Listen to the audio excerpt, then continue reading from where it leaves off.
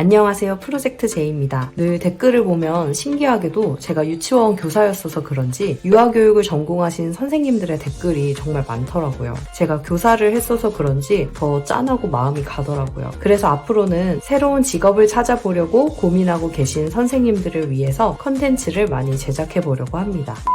퇴사할까라는 생각은 그냥 툭 머릿속에 떠오르게 되는 것 같아요. 근데 사실 이건 갑자기 든 생각 같아 보이긴 하지만 나도 모르는 내가 어떤 포인트들 때문에 이미 마음이 돌아섰기 때문일 수도 있어요. 저는 유치원 다닐 때 2월 22일인가부터 일을 시작해서 4월에 그만둬야겠다는 생각을 처음 했었어요. 신입이었고 이제 시작하는 단계인데 진짜 빨리 생각을 했죠. 그땐 그냥 감정적으로 그만둘래 이런 거라고 생각을 하고 제 스스로를 끈기 없고 무책임한 사람 이렇게 생각을 하곤 했어요. 그러다 보니까 계속 자존감은 바닥으로 내려갔고 퇴근 후에 공부하고 책도 읽고 유튜브 영상도 보면서 교사하면서 겪는 어려움들을 해결해 보려고 했지만 정말 역부족이었어요. 12월에는 선생님들은 다 아시겠지만 내년에 할 건지 말 건지 원장님과 상담하는 교사 면담이 있죠. 그때 제가 내년에도 할 건지 말 건지 말씀을 드려야 하니까 약간 긴박해지면서 뭐라도 답을 찾아야만 하는 상황이 된 거예요. 그래서 제가 마음을 정리하기 위해 했던 첫 번째 스텝은 바로 내가 편안함을 느끼는 공간에 간다입니다. 내가 가장 좋아하고 집중을 잘 할 수 있는 곳에 가는 거예요. 저는 늘 생각이 많으면 가는 카페가 있는데요. 바로 스타벅스입니다. 넓고 우드톤의 분위기가 편안함을 주고요. 커피가 너무 강하지도 않고 조용한 재즈가 흘러나오는 곳이에요. 여러분도 이런 공간, 카페가 아니더라도 도서관이라든지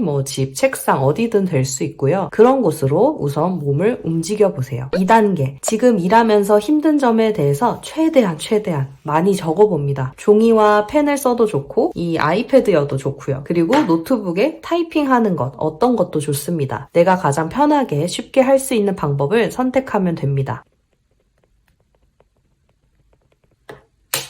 정말 많네요. 더 적을 수도 있지만 잊었던 분노가 하루에 너무 많은 사람들과 감정을 나눠야 한다. 기본 생활 습관을 가르친다는 게 재미가 없다. 아이들이 너무 쉽게 다치는데 온전히 담임교사 책임이다. 목소리가 작아서 아이들의 목소리에 묻힌다. 이곳에서 나는 그저 땡땡 유치원, 땡땡 어린이집의 교사다. 노동 강도가 너무 강하다. 그에 비해 받는 수입이 너무 적다. 만 4세 24명 보는 게 힘들다고 하면 나 때는 50명도 봤다고 한다. 그동안 원래 그래왔으니 너도 그러라는 권위적인 분위기에 숨이 막힌다. 계속 말을 해야 하고 똑같은 말을 하루에도 수십 번 매일 해야 하는 것에 스트레스가 크다. 한 가지 직업에 매이고 싶지 않다. 그냥 이다영으로 살고 싶다. 이렇게 여러분도 적게는 몇 가지, 많게는 수십 가지도 되는 이유를 써볼 수가 있으실 거예요. 다 적으셨다면 이제 마지막 단계입니다. 3단계, 왜 그게 힘든지 적어본다. 이번 단계에서 가장 중요한 점은 꼭 감정적으로 적어보는 겁니다. 논리적으로 적으려고 애쓰지 않아도 돼요. 원래 사람은 감정적인 거니까요. 좋고 싫은데 이성적인 이유보다는 직관, 느낌 이런 것들이 비중을 더 많이 차지하거든요. 제가 2단계에서 썼던 이 내용을 3단계에 적용해 보도록 하겠습니다.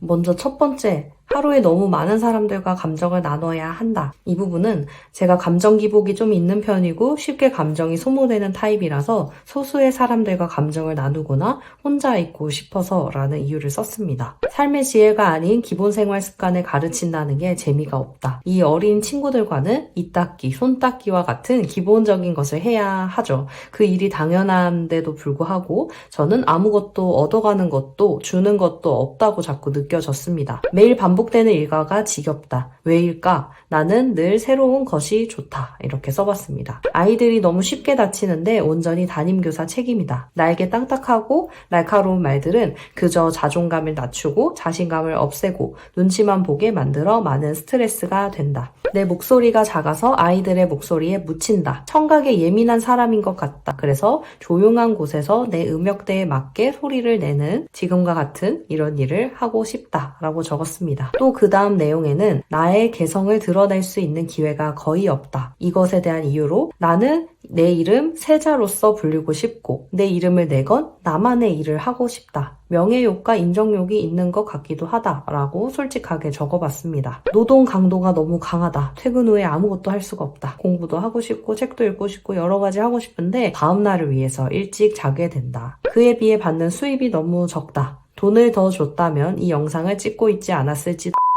1년 단위로 돌아가는 담임제, 이 부분도 마음에 들지 않았었는데요. 그래서 저는 전공 공부할 때 발도르프 교육 시스템이 굉장히 좋아 보였습니다. 8년 동안 한 담임이 아이를 책임지는 제도였는데요. 그래서 늘 저는 교사를 내가 평생 하게 된다면 캐나다에 가서 하거나 독일에 가서 해야지, 그래서 외국에 가서 유아교사를 해야지 하고 늘 생각을 했던 것 같습니다. 제가 언젠가 세미나에 가서 이런 이야기를 들은 적이 있어요. 요새 선생님들 만 4세 24명 보는 게 힘들다고 하는데 저 때는 50명도 봤어요. 이런 나 때는 이런 권위적인 분위기를 정말 저는 네, 그렇습니다. 어떤 게 힘든지 물어봐주고 그런 경우에 저는 이런 방식으로 해결해 봤어요 라고 실질적인 도움을 주는 편이 훨씬 좋다고 봅니다. 그동안 원래 그래왔으니 너도 그러라고 하는 권위적인 분위기에 숨이 막힌다. 네, 위와 동일한 내용으로 싫은 거죠.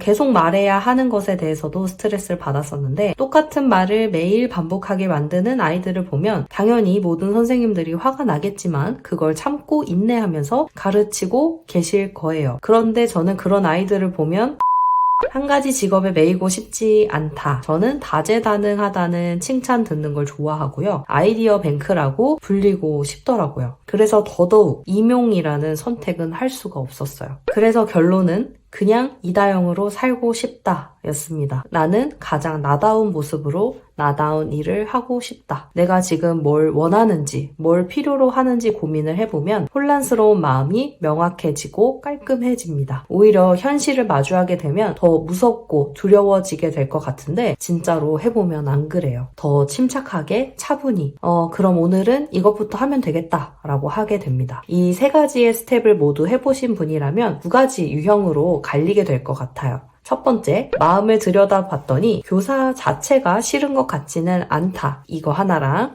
두 번째, 마음을 들여다봤더니 교사 자체가 싫은 것 같아. 이렇게 나뉘게 될 것 같습니다. 첫 번째 답을 얻은 분이라면 1년만 또 분위기가 다른 곳에 가셔서 일을 해보세요. 그리고 또 이 세 가지 단계에 따라서 내 마음을 다시 들여다보세요. 그럼 원내 분위기 때문에 내가 힘든 건지 내가 교사라는 적성에 안 맞는 건지 더 확실하게 알게 되실 거예요. 저도 25살쯤에 유치원을 그만뒀을 때보다 올해 1년 동안 했던 어린이집을 그만두면서 더 확실하게 유아교사라는 직업은 정말 나랑 안 맞다라는 것을 몸으로 느꼈으니까요. 두 번째 답이 나온 분이라면 이건 저랑 비슷한 경우인 것 같아요. 이건 다음 영상에서 더 자세히 알려드릴게요. 지금 유치원을 그만둘까 고민 중이시라면 교사 자체가 싫어서 그런 건지 아님 교사 자체가 싫은 건 아닌데 원의 분위기가 마음에 안 드는 건지 아래에 댓글로 남겨주시고 같이 고민해보면 좋을 것 같습니다. 그럼 바로 다음 영상에서 이야기를 이어가 볼게요.